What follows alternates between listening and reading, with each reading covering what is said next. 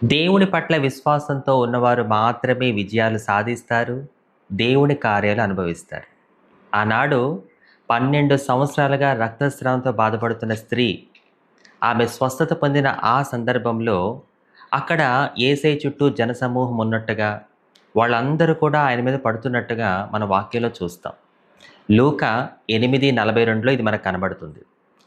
ఇక్కడ మనం గమనిస్తే యేసయ్య మీద జనం పడుతున్నారు. అంటే ఖచ్చితంగా చాలామంది ఆయన్ని తాకే ఉంటారు కదా! కానీ వాళ్ళలో ఏ ఒక్కరు కూడా దేవుని కార్యం అనుభవించినట్టుగా మనకు కనబడదు. ఈ స్త్రీ మాత్రమే దేవుని కార్యాన్ని అనుభవించగలిగింది.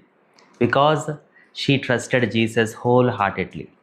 అప్పుడు యేసయ్య ఏమన్నాడు? నా చెంగు ముట్టుకున్నావు, అందుకే నీకు స్వస్థత వచ్చింది అనలా. ఏమన్నాడు?